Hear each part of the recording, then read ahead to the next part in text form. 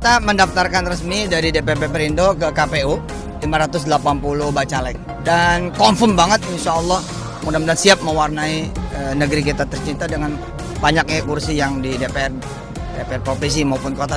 Ketika para netizen mengkritiknya dengan kata-kata yang cukup kasar, pembohong, penipu, perusak umat, tidak tahu malu, licik dan sebagainya, maka itulah fakta yang ada.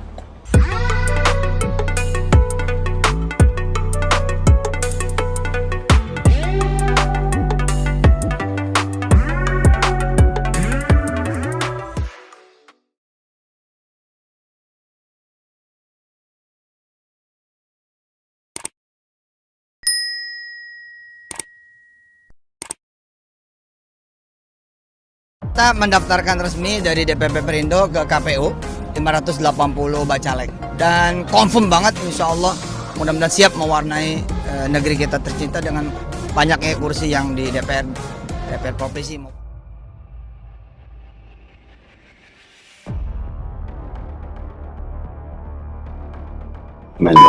Assalamualaikum warahmatullahi wabarakatuh. Sahabat Indonesia Insight yang dirahmati oleh Allah dimanapun Anda berada, semoga dalam keadaan sehat walafiat dan selalu dalam lindungannya. Sahabat, sebagaimana kita ketahui bersama bahwa Yusuf Mansur telah secara resmi mencalonkan diri sebagai anggota DPR RI dengan daerah pemilihan Jakarta Timur. Dia sudah mendaftar di KPU. Nah, tinggal proses di KPU adalah klarifikasi dan verifikasi. Masih cukup ada waktu untuk melakukan koreksi di sana-sini. Dengan mendaftarnya Yusuf Mansur sebagai anggota DPR lewat Perindo, sebuah partai politik yang di tahun 2019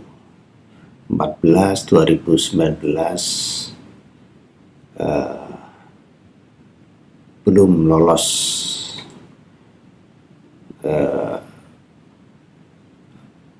dari ambang batas parlemen yang telah ditetapkan sebesar 4%.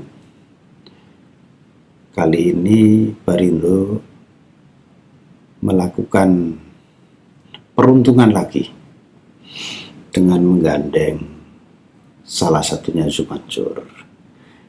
Nah, yang menarik adalah reaksi dari para netizen di sosial media, termasuk di podcast kita ini, Indonesia Insight. Apa reaksi dari para netizen ketika mendengar dan menyaksikan bahwa Yusuf Mansur telah mendaftarkan diri ke KPU sebagai caleg? Kita bacakan. Ini ada dari Roni Yusianto. Dia menulis, "Nih manusia kok gak punya malu. Korban udah bejibun kok bisa-bisanya nyalek." Lalu ada dari Muhammad Kuswari, "Sukses membangun ekonominya sendiri dengan membohongi dan menipu umat." Berikutnya ada dari Suryana Permana. "Ingat tuh buat teman-teman di Jakarta Timur, jangan sampai pilih si Yusuf Mansur. Orang ini penipu. otaknya licik. Juga ada dari Marine Rahmat. Masya Allah, sungguh memalukan. Inilah yang perusak nama Islam, Mansur Sur. Nah, dan masih banyak lagi komentar-komentar dari para netizen. Intinya adalah 3 kata selalu menjadi muatan di dalam kritikannya terhadap Yusuf Mansur: pembohong, penipu, tidak punya malu. Itu intinya. Pembohong, penipu, tidak punya malu. Saya ingin memberikan ilustrasi salah satu kasus yang bisa kita angkat di sini, yakni yang namanya investasi batubara yang melibatkan 250 jamaah Masjid Darussalam Kota Wisata Kabupaten Bogor. Uang yang dihimpun lebih dari 50 miliar.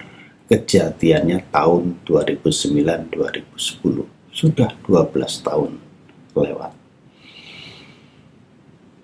Dari recehan yang nilainya jutaan sampai miliaran per orang.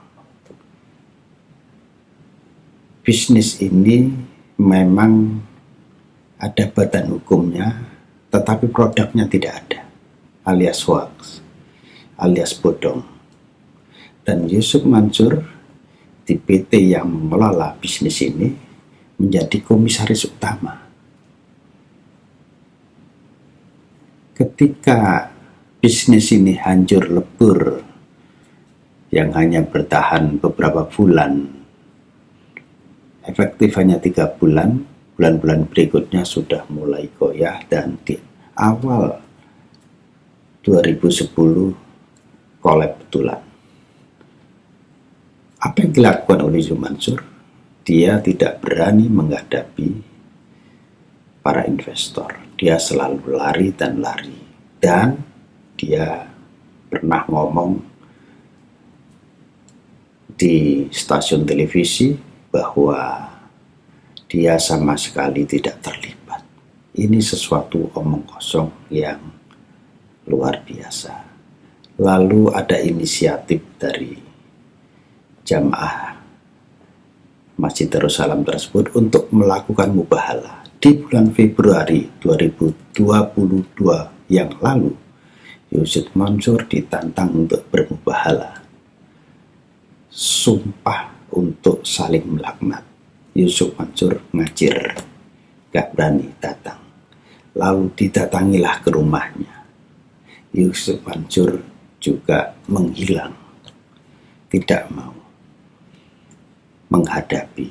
Lalu di persidangan di Pengadilan Negeri Jakarta Selatan, di mana Pak Zaini Mustafa melakukan gugatan secara perdata kepada Yusuf Mansur, dan di akhir kesimpulannya dia menantang untuk melakukan sumpah pemutus. Ini mirip-mirip dengan mubahalah. Yusuf Mansur menolak. Kita tinggal menunggu apa hasilnya nanti di pekan-pekan depan. Persidangan perdata ini akan diputus oleh hakim. Nah, yang menarik adalah dalam satu kesempatan, dan bukannya dalam satu kesempatan, tapi di beberapa kesempatan, dia mengatakan bahwa dia pernah mengembalikan 23 miliar kepada seseorang dalam kasus batubara tersebut. Di awalnya dia itu mengelak, mengakui, tetapi kok membayar atau mengembalikan uang investasi seseorang. Siapa seseorang itu? Dia tidak pernah berani untuk mengatakannya. Karena ini jelas hoax. Tidak ada satupun dari 250 jamaah itu yang pernah mengaku menerima 23 miliar. Karena yang paling tinggi investasinya itu di kisaran 6 miliar. Tidak ada yang sampai 23 miliar. Oleh sebab itu, ketika para netizen mengkritiknya dengan kata-kata yang cukup kasar, pembohong, penipu, perusak umat, tidak tahu malu, licik, dan sebagainya, maka itulah fakta yang ada. Ketika jalan damai yang dirintis tidak pernah dia lakukan dengan cara yang baik, dia selalu lari dari kenyataan, maka jalan peradilan ditempuh dan jalan-jalan lain akan ditempuh oleh para investor. Ini salah satu case, salah satu contoh di mana kebohongan, penipuan, dan kelicikan yang dilakukan oleh Yusuf Mansur terhadap jamaahnya. Sahabat, daripada Yusuf Mansur itu nyalek, cara yang terbaik adalah selesaikan dulu persoalan dia dengan para jamaah. Masih banyak itu kasusnya yang kalau dijrentengkan gitu panjang sekali. Selesaikan dulu kasusnya, mulai dari batu bara sampai orang-orang yang mau pergi umroh, itu sampai sekarang di 2015 sampai 2023 ini belum berangkat umroh. Jumlahnya 7.000 lebih jamaah yang sudah membayar uang muka dan tidak bisa berangkat sampai hari ini. Lebih aksan kali Yusuf Mansur menyelesaikan persoalan ini, dan nanti jika persoalan ini selesai dengan baik-baik, maka perlahan-lahan namanya juga akan ikut terangkat. Tapi kalau dia langsung menjadi nyalek ini, lalu apa kata dunia? Jadi ingat, teman-teman yang berada di Jakarta Timur, Anda akan dihadapkan pada pilihan. Pilih Yusuf Mansur atau tidak mencoblos dia. Mencoblos dia berarti Anda ikut membantu dia, setidak-tidaknya menjadi simpatisan dia. Jika Anda tidak memilih dia, maka selamatlah dunia fil akhirat, insya Allah. Saudara, demikianlah. Jika video ini bermanfaat, silakan di-share dan beri komentar di kolom komentar. Billahi taufiq walhidayah, waridha wal inayah. Wassalamualaikum warahmatullahi wabarakatuh.